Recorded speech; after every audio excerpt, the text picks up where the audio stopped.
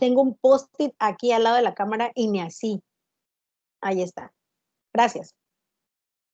Entonces, decía, epidermidis y saprophyticus van a ser Staphylococcus coagulasa negativa. De hecho, los de coagulasa negativas los tenemos también como parte de la microbiota.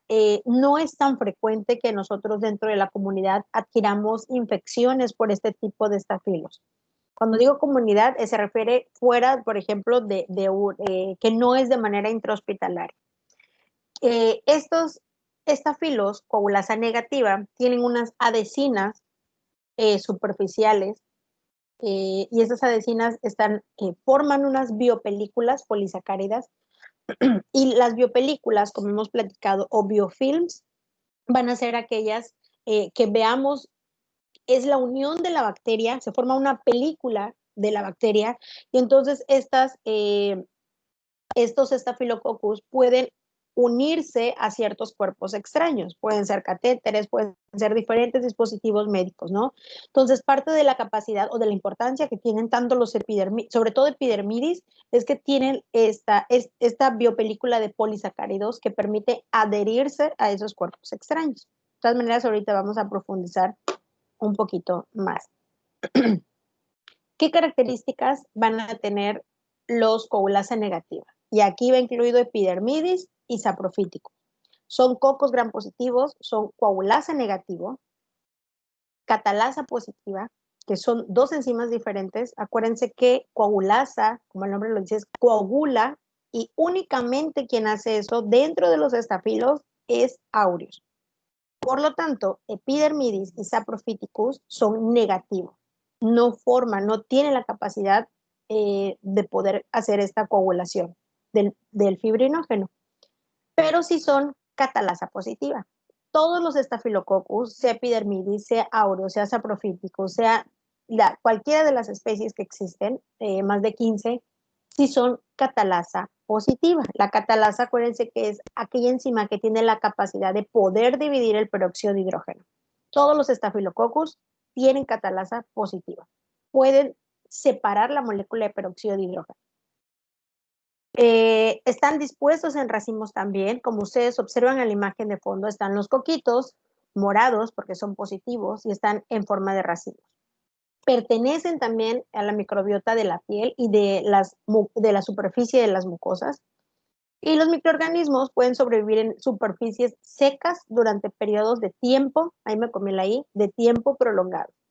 Entonces, pueden quedar en fomites, pueden quedar en fundas, en almohadas, y hasta que ellos tengan contacto o manipulación con un paciente que tenga las condiciones, van a empezar un proceso de infección. Entonces, todas estas generalidades o características que ustedes ven aquí aplica tanto para epidermidis como para saprofítico. ¿Okay?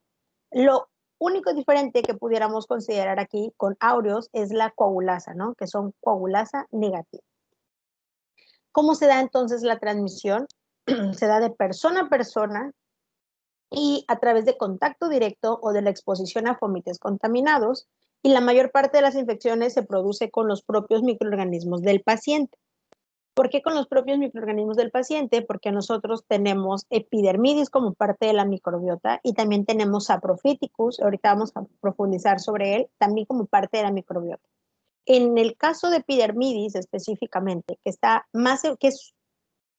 casi es una infección intrahospitalaria, de hecho por eso les puse esa imagen. Antier cuando hablábamos de Enterococcus explicábamos un poquito la manipulación de los pacientes, cómo nosotros podemos ir arrastrando con las manos esta contaminación de la bacteria, ¿no? Y los microorganismos del paciente, pues sabemos que sí puede estar inmunosuprimido, que tenga algo que propicie que él con estos mismos microorganismos se desarrolle un proceso de infección, ¿no? Porque todos tenemos epidermidis, todos tenemos en la piel epidermidis, incluso la cantidad de epidermidis es mayor a la que nosotros tenemos de aureus, ¿no?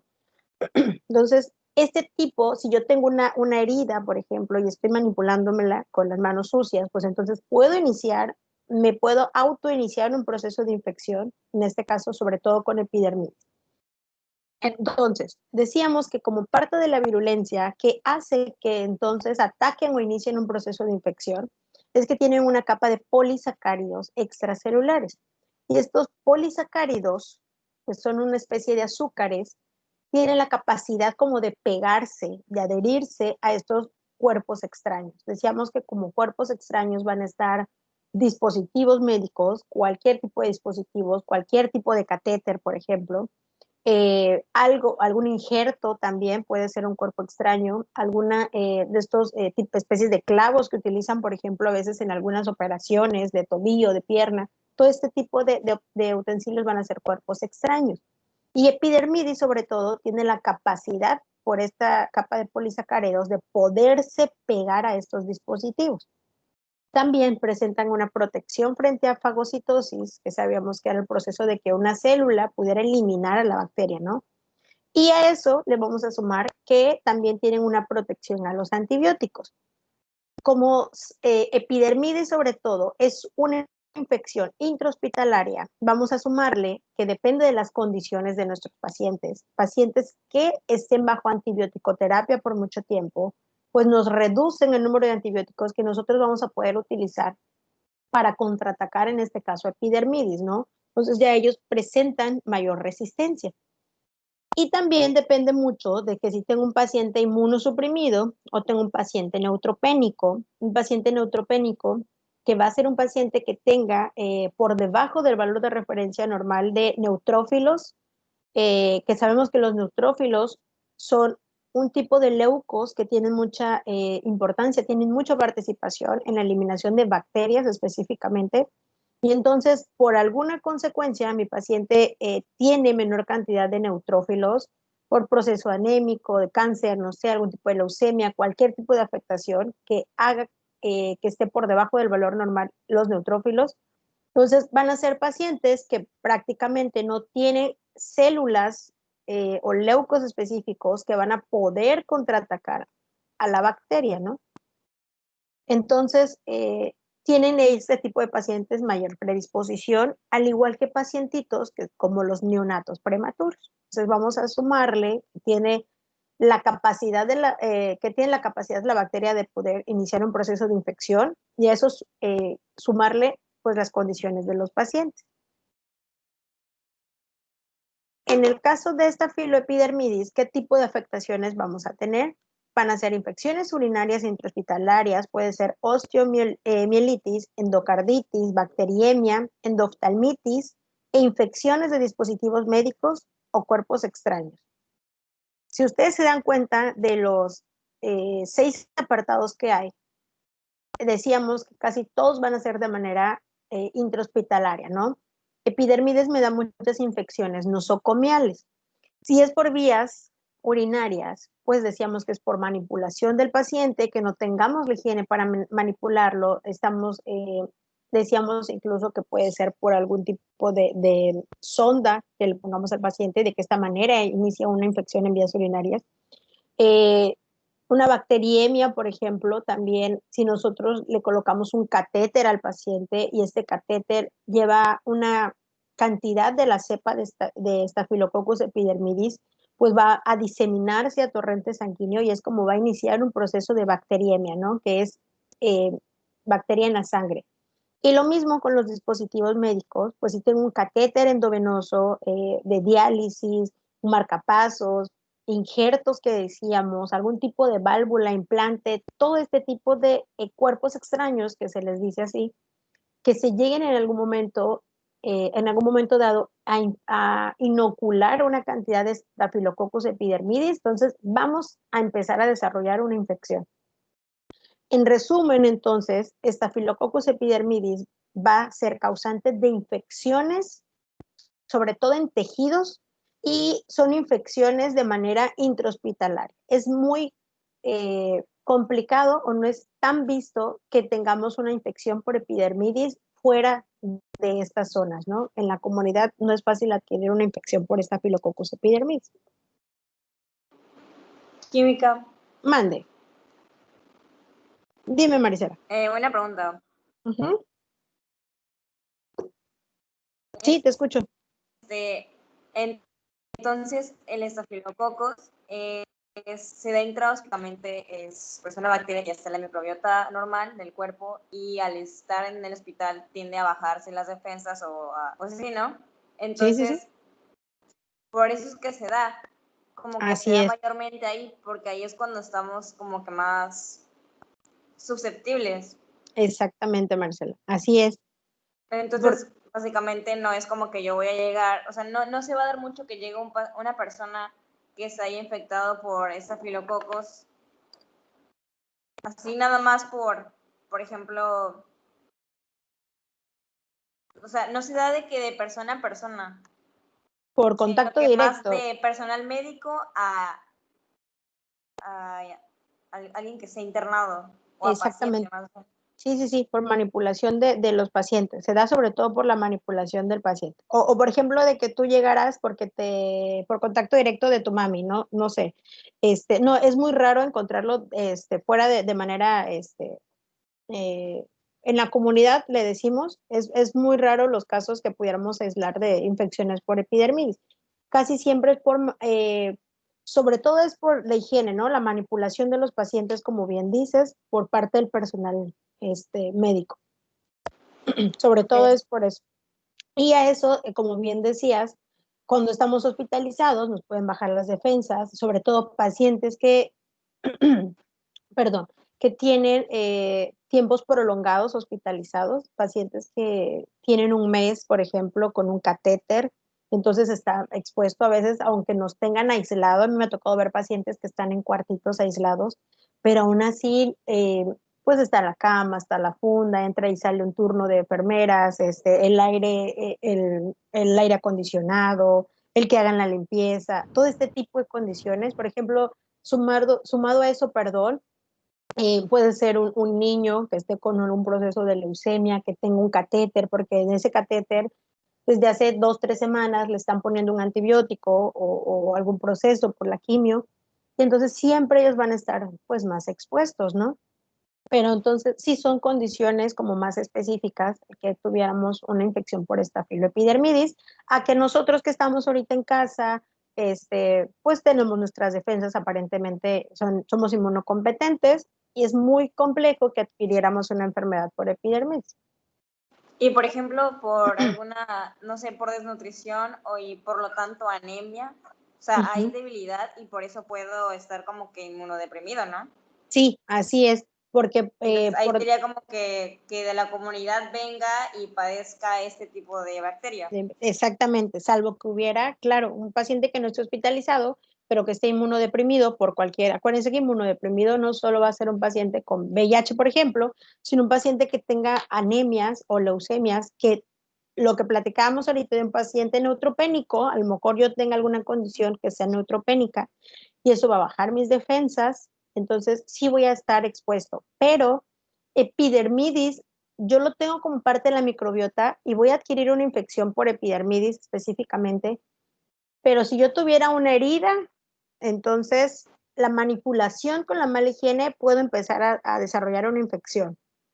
¿Sí me explico? Epidermidis es mucho de infecciones de los dispositivos, o en algunos casos pudiéramos encontrar en infecciones de heridas, pero aunque yo esté inmunosuprimido, el punto que quiero comentarles es que si no tenemos algo en lo que se desarrolle esta Staphylococcus epidermidis, que ya sea alguna herida expuesta o que sea algún dispositivo o cuerpo extraño, pues tampoco vamos a tener en donde se adhiera esta Staphylococcus epidermidis, aún cuando yo esté inmunosuprimido.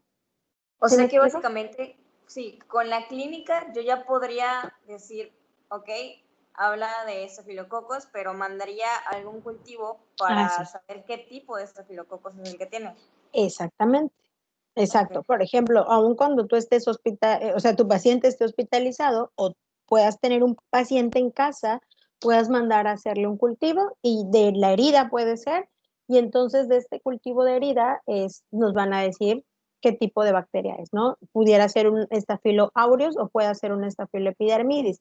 En la comunidad sería más frecuente encontrar un Staphylo aureus que un epidermidis. Aunque básicamente el ¿No? tratamiento es Es muy el mismo. similar. Sí, es parecido. Sí, actúa casi siempre, con cualquier tipo de coco gram positivo. Muy Ok, similar. gracias. De nada.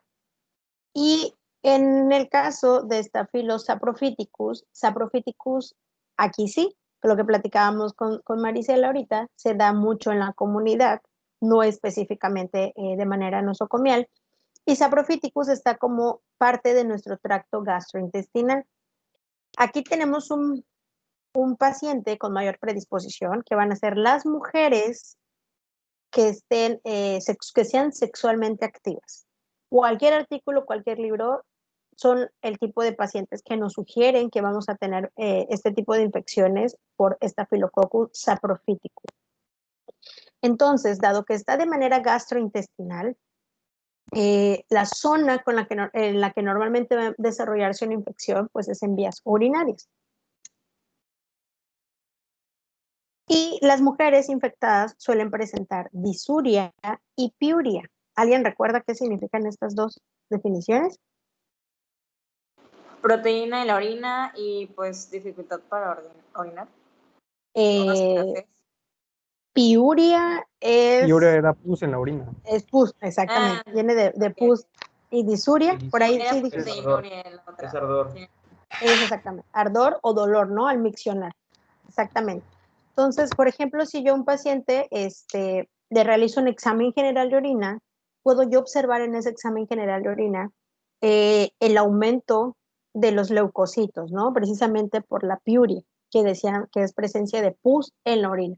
Entonces, incluso a veces nosotros, seamos hombres o mujeres, sabemos incluso la coloración de la orina, conocemos el olor a veces de la orina, y entonces el que hay una variación en estos datos pueden indicarme que yo pudiera iniciar con un proceso de infección, ¿no?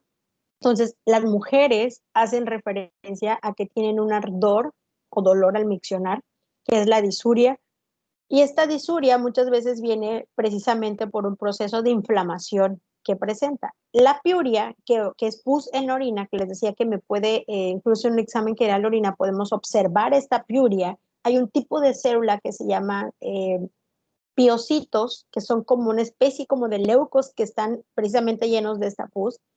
Y entonces este tipo de datos en un examen general de orina a veces también a mí como médicos me ayuda a orientarme si estoy frente a un tipo de infección por bacterias. La cantidad de leucos también en un examen general de orina es importante porque los leucos pues me pueden estar indicando que hay un proceso inflamatorio, ¿no? Mismo que puede llevar a que la paciente muestre este dolor al miccionar. Entonces, son dos datos muy característicos en las mujeres, sobre todo sexualmente activas, que tengan una infección por Staphylococcus saprophyticus. Con lo que platicábamos ahorita con epidermidis sobre todo van a ser en pacientes intrahospitalarios, en cuerpo extraños, y Staphylococcus saprophyticus vamos a tener, perdón, que va a ser en mujeres sexualmente activas, y entonces estamos diciendo que es una infección que se va a dar en aparato genitourinario, pero en mujeres que van a estar en la comunidad. ¿Qué significa comunidad? Pues todas nosotras, ¿no? Pudiéramos en algún momento presentar una infección en vías urinarias por saprofíticos. De hecho, es el segundo causante de infecciones en vías urinarias. El primero es Escherichia coli, que también está en tracto gastrointestinal. No sé si van. Aquí lo que le Dime. ayuda es el pH. O sea, al momento de tener la relación, sí, ¿no? Inicias cuando estás sexualmente activa, hay cambio de pH y eso es lo que ayuda a la bacteria a que se... Exactamente, que se elimine.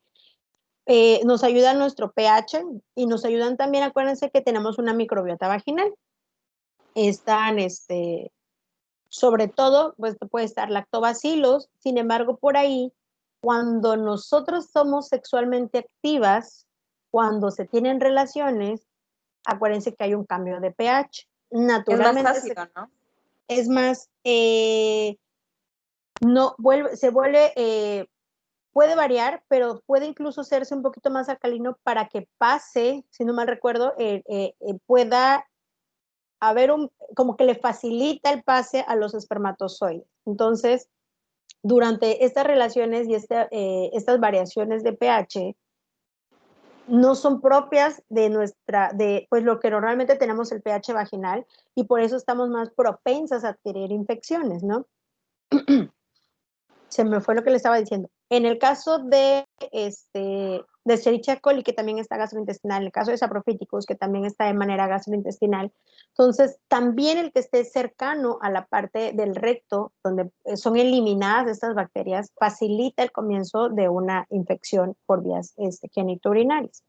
Entonces, lo que platicábamos ahorita, el cambio de estas, si somos mujeres sexualmente activas, hay cambios hormonales, hay, pues queramos o no, vamos a tener contacto con otra microbiota de la pareja, vamos a tener estas variaciones específicamente del pH, de la viscosidad a veces de las secreciones, y entonces estas variaciones son las que facilitan la entrada de los Staphylococcus saprophyticus. Por eso siempre hacen énfasis de mujeres sexualmente activas, porque tenemos estas variaciones. Y puede cualquier mujer adquirir algún tipo de infección por saprofíticos, ¿no? Les decía que es el segundo microorganismo causante de infecciones en vías urinarias. Sobre todo las mujeres que estamos más propensas a adquirir infecciones en vías urinarias a diferencia de los hombres, sobre todo por la manera en cómo nosotros realizamos este tipo, ¿no? de necesidades. Para el diagnóstico, entonces, en general, Saprophyticus principalmente me va a dar infecciones en tracto genitourinario y sobre todo en mujeres sexualmente activas. Es lo que principalmente da. Para el diagnóstico, aquí sí, ya hablando tanto de epidermidis como de Saprophyticus, y por eso tienen entre paréntesis ECN, que es Staphylococcus coagulasa negativa, que los dos son coagulasa negativa. Vamos a realizar cultivos. ¿Qué cultivos? Pues si tengo yo un Saprophyticus y quiero descartar que mi paciente tenga esa infección en vías urinarias por Saprophyticus, pues le mando a hacer un cultivo de orina, ¿no? O también conocido como urocultivo. Si yo tengo, por ejemplo, un epidermidis, yo tengo, sospecho que sea un epidermidis, quien me está causando esta infección a través del catéter, pues entonces voy a mandarle a hacer un cultivo del catéter. Si estoy teniendo una herida, que pueda ser también por epidermidis, sobre todo, pues entonces vamos a mandar a hacer cultivo de herida, ¿no? Y así, diferentes cultivos, dependiendo sobre todo la zona anatómica en donde sospechamos que tenemos esa bacteria. Pueden haber aspirados también, que mandamos a hacer cultivos a través de estos aspirados. La tinción de Gram, que ya les decía, va incluida en el cultivo, perdón, pero esta me va a ayudar a distinguir que sea un coco, gram positivo, y que sobre todo esté de manera morfológicamente en racimos, ¿no? La prueba de coagulasa, que ayer platicábamos, que la prueba de coagulasa no es un tipo de estudios que ustedes directamente manden a realizar a su paciente, sino la prueba de coagulasa viene también incluida en el cultivo, pero sí es una prueba diagnóstica, por eso se las coloco ahí, porque si yo realizo la prueba de coagulasa y tengo una coagulasa negativa, entonces yo puedo sospechar, dependiendo en qué tipo de cultivo tenga, si tengo un epidermidis, si tengo un Saprophyticus o cualquier tipo de Staphylococcus coagulasa negativa. En cambio, si la prueba de coagulasa sale positiva, entonces a mí me está diciendo, me está indicando que estoy frente a un Staphylococcus aureus. Un ejemplo, si ustedes mandan a realizar a su paciente un cultivo de herida, acuérdense que también tanto aureus como epidermidis me puede causar infecciones en heridas, ¿no? Y yo ya sé que me creció en un agar salimanitol, me creció en un agar sangre, lo veo como cocos gram positivos en racimos. Y a veces tenemos la duda entonces si estoy entre un epidermidis o si estoy entre un saprofítico. Con la prueba de coagulasa, yo voy a poder distinguir qué tipo de estafilo es, ¿ok? Que en dado caso, si está positiva, pues decíamos que es un aureus. Si está negativa, pues yo puedo pensar que es un epidermidis. Y existen otro tipo de pruebas, ¿no? Pero coagulasa es parte del diagnóstico. Y las pruebas de PCR, que decíamos que son mucho más específicas, salvo que yo quisiera ver algo más en concreto con mi paciente, podemos mandar a hacer las pruebas de moleculares o pruebas de PCR. Pero en general, para cualquiera de los tres, aureus, epidermidis y saprophyticus van a ser los cultivos. Para el tratamiento, vamos, ahorita que decía Marisela, son muy parecidos de todas maneras los tratamientos porque estamos frente a bacterias que sus características son muy parecidas. Los tratamientos de elección aquí sí específicamente para coagulasa negativa, que es Epidermidis saprophyticus, podemos utilizar la oxacilina o vancomicina en el caso de que mi paciente sea resistente o sea alérgico a la oxacilina. Acuérdense que los antibióticos que le ponemos como parte del tratamiento son los de primera elección, segunda elección o hasta tercera elección, ¿no? Pero depende del paciente, pues en realidad ya ahorita sí que en la vida real tenemos que tomar en consideración las condiciones de mi paciente, si el paciente muestra resistencia a ese antibiótico, si mi paciente muestra una alergia a ese antibiótico, a lo mejor mi paciente tiene una cirrosis y yo no puedo atenderlo con algún tipo de antibiótico, es que en el Murray me dice que yo tengo que utilizar oxacilina, ¿no? O la CDC me dice, o la Organización Mundial de la Salud dice que vancomicina. Pero a lo mejor si mi paciente me está diciendo que es alérgico a la vancomicina, a la penicilina, pues no vamos a poder utilizarlo, ¿no? Si en el antibiograma de mi cultivo me dice que es resistente a oxacilina o a penicilina, pues sé que no puedo utilizar esos antibióticos, ¿no? Por ahí sí vamos a tener estas variaciones, incluso también con las dosis, dependiendo si tengo neonatos, si tengo un adulto, si tengo una persona mayor, todo ese tipo de cosas. Y específicamente para epidermidis, a veces se sugiere retirar el cuerpo extraño para que tengamos éxito en el tratamiento. Sobre todo si estamos nosotros localizando que es a través de un catéter, por ejemplo, retiramos el catéter y ni modo, tendríamos que colocar otro, o también considerar que si es ese dispositivo o ese cuerpo extraño se puso en una intervención, en el caso de que en la pierna tuviéramos una intervención, pues también en algunas ocasiones se tiene que considerar volver a realizar esa intervención al paciente, retirar el dispositivo o cambiarlo y volver a suturar a nuestro paciente. Porque a veces, por mucho antibiótico que le demos al paciente, pues si sigue este cuerpo extraño, con con la adherencia de la bacteria, pues ahí vamos a tener el foco inicial, ¿no? No sé si con usted comentaba que me ha tocado ver pacientes que dentro de una intervención es como han adquirido algún tipo de infección por aureus o por epidermidis. Entonces, no digo que en todos los casos, siempre en cualquier intervención se tiene todo es estéril, ¿no? Pero a veces en el ambiente, dependiendo del hospital, dependiendo de la clínica, pues se pudiera en algún momento llegar a tener algún tipo de infección, ¿no? Durante una intervención. Y por último, con saprophyticus son muy sensibles también a vancomicina. Entonces, si se dan cuenta aquí con vancomicina, puedo yo eliminar tanto un epidermidis como un saprophyticus. ¿Ok? ¿Alguien tiene alguna preguntita? Vi por ahí un micrófono. ¿Nadie? Bueno, vamos entonces hasta aquí a terminar con la parte de Staphylococcus. Vimos, les comentaba, 3 géneros que van a ser los streptos, los enterococcus y los Staphylococcus. Son géneros y acuérdense que dentro de ellos vimos todas las diferentes especies. Vamos entonces a empezar a platicar con un género diferente que se llama Neisseria. Ya la Neisseria es punto y aparte de los estafilos, punto y aparte de streptos. Y con la Neisseria vamos a ver 2 tipos de especies, que son el de gonorrea y el de meningitis. Neisseria gonorreae y Neisseria meningitidis. Vamos a ver específicamente estas 2 especies.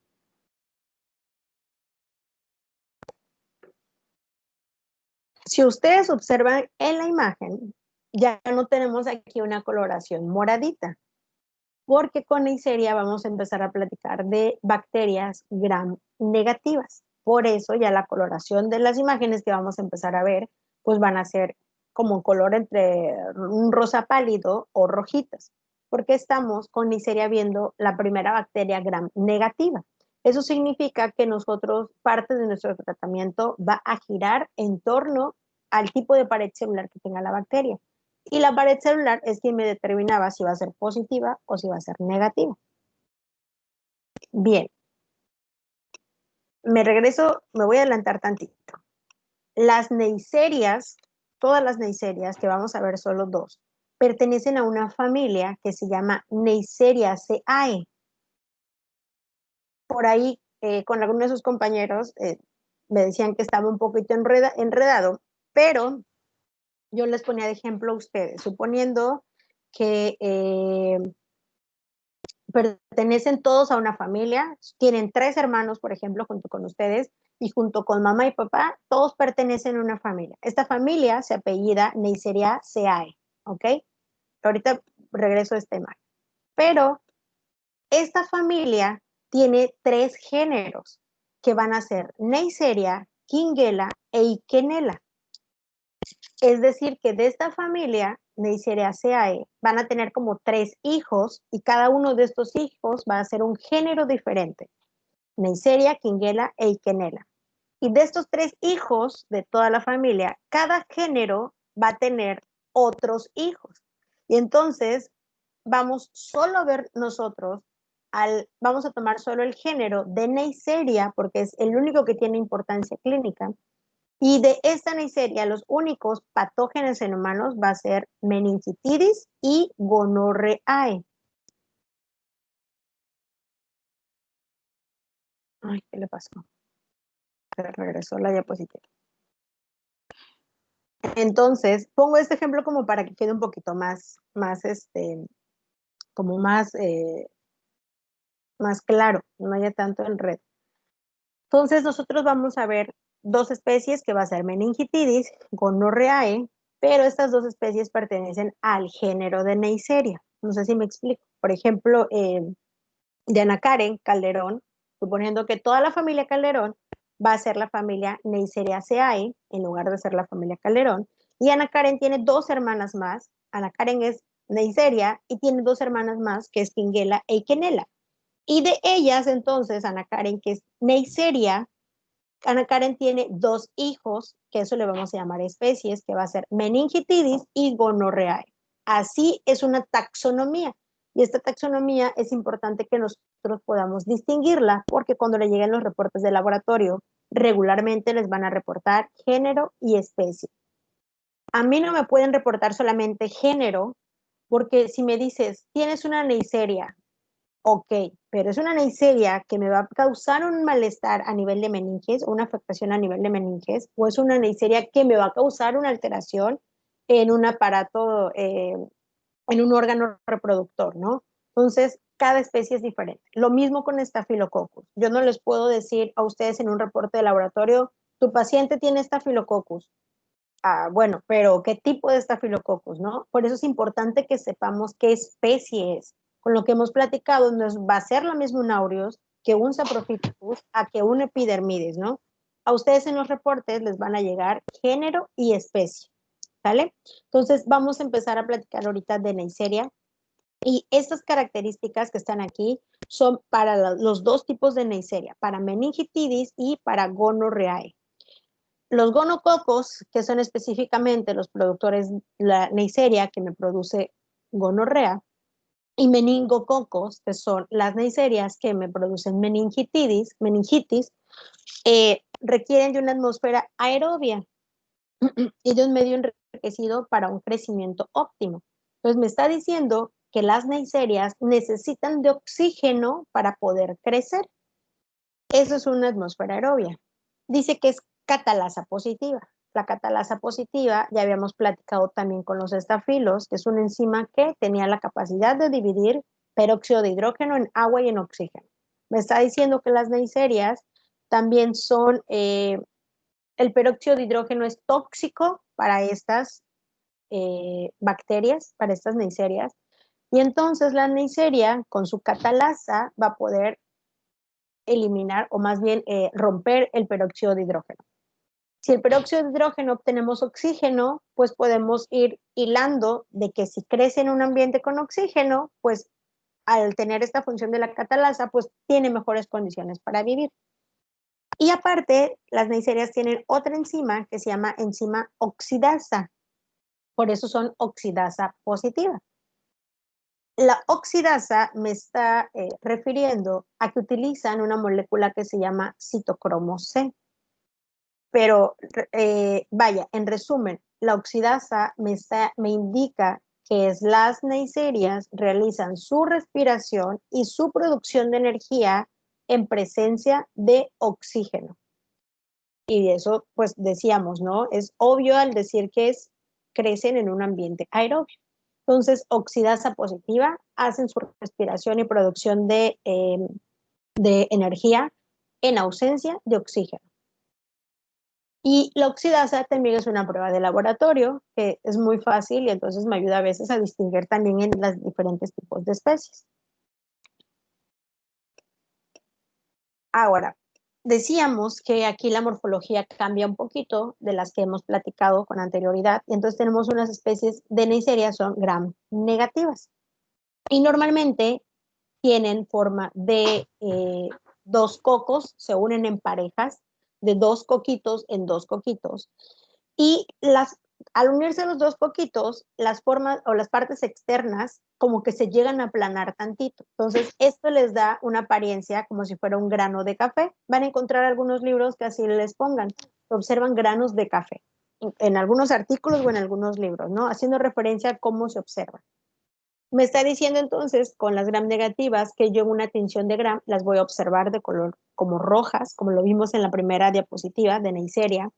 Y me está entonces también indicando, acuérdense que las gram negativas tienen una capa muy delgadita de peptidoglucano, a diferencia de las positivas que tienen hasta 40 capas de peptidoglucano, es una gruesa capa de peptidoglucano, pero las gram negativas tienen una capita muy pequeñita de peptidoglucano, pero aunado a eso tienen una membrana externa que solo las gram negativas poseen. Y esta membrana externa a veces dificulta el paso de los antibióticos. Por eso las gram negativas a veces muestran mayor resistencia a los antibióticos. Todas esas características, saberlas, porque a mí me van a ayudar como médico a poder hacer la elección de los tratamientos. Entonces, hasta aquí tengo que la Neisseria son cocos, más bien diplococos que están en parejas, dos cocos que están en parejas, son diplococos gram negativos. Crecen en un medio de agar que se llama sobre todo agar chocolate. No sé si ustedes ven la diapositiva porque a mí se quedó ahí como que cargando. Ok, ahí está. Crecen en un medio de agar que se llama agar chocolate. Y no es que tenga chocolate, como el agar de sangre, sino era un agar sangre que tiene otros requerimientos, pero esa sangre se hizo una lisis de esa sangre, como si esa sangre se quemara. Y por eso el agar agarra una coloración como café que parece un chocolate, por eso se llama agar chocolate. Entonces, si a ustedes en algún momento le ganan a preguntar, pues por conocimiento o a fines de examen, en qué tipo de agares pueden crecer las neiserias, pues sería en un agar chocolate, que tiene todas las condiciones para hacer que pueda crecer la neisseria. Y también a veces tenemos que agregarle dióxido de carbono para que tenga la facilidad de crecer. Factores de virulencia con neisseria. Son también son muy virulentas las neiserias y entonces una de esas es que poseen pilis. Estas pilis me sirven para tres cosas. Para que se unan a las células del huésped, para que haga transferencia de material genético o también les ayuda a la movilidad. Si ustedes ven la imagen de los factores de virulencia, les aparece a un costado dos coquitos que les decíamos que parecen como unos granitos de café rojos, pero tiene como una especie de pelitos, ¿no? Esos específicamente son los pilis, esos son los pilis, como unas vellosidades que tuviera la bacteria. Y entonces esos pilis a mí se me asemejan como unas manitos y estas manitos se van a poder pegar a las células del huésped. Entonces para eso les sirven las pilis. También sirve que estas pilis se van a pegar junto con otras pilis de otra gonorrea dentro del mismo paciente y entonces ellas pueden hacer intercambio de material genético. Por ejemplo, pueden intercambiar alguna información que tenga la primera bacteria de gonorrea tenga alguna información específica que la segunda bacteria de gonorrea no tenga. a través de las pilis van a hacer ese intercambio de material genético, que al finalizar ese intercambio, ya la que no tenía la información genética de la primera, ya está facultada para poder hacer otras funciones que inicialmente no hacía. Entonces, este también intercambio de material genético lo pueden hacer a través de esos pilis. Y por último, pues también le ayudan con la motilidad o movilidad. Después tiene unas proteínas que se llaman proteínas porinas, y estas porinas pues forman poros. Estos poros o canales permiten el paso del alimento al interior de la bacteria y también permite la salida de todos los desechos o las excreciones. Estas porinas entonces es lo que hacen, forman esos como unos canales, o el nombre viene de poros, para poder dejar que entre y salga pues diferentes sustancias. Después tiene unas proteínas que se llaman proteínas OPA, y estas le dan una especie de opacidad a la bacteria. Incluso se pueden ver en los medios de cultivo cómo se ponen como opacas, y estas también intervienen, en la unión con las células epiteliales. Las células epiteliales, pues va a depender si están a nivel de faringe, si están en células epiteliales de los aparatos reproductores, porque Neisseria puede estar, sobre todo gonorrea, podemos encontrarla en diferentes zonas anatómicas. Entonces, las proteínas OPA les permite esta unión a estas células epiteliales o incluso a las células fagocíticas. También Neisseria gonorrea produce una enzima que se llama beta-lactamasa.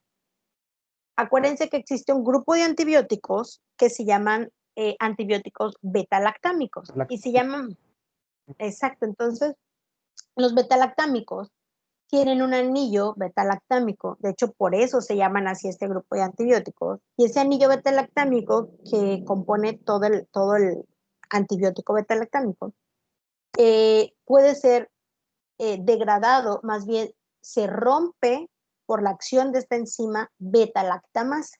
Entonces nosotros nos está diciendo que no vamos a poder utilizar antibióticos beta-lactámicos. De los antibióticos más frecuentes del grupo de beta-lactámicos, está la penicilina, porque por más antibiótico beta-lactámico que yo le dé a un paciente con gonorrea, pues la bacteria pues tiene la capacidad de ir degradando el anillo, rompiendo el anillo beta-lactámico, y pues nunca le va a hacer nada a la gonorrea.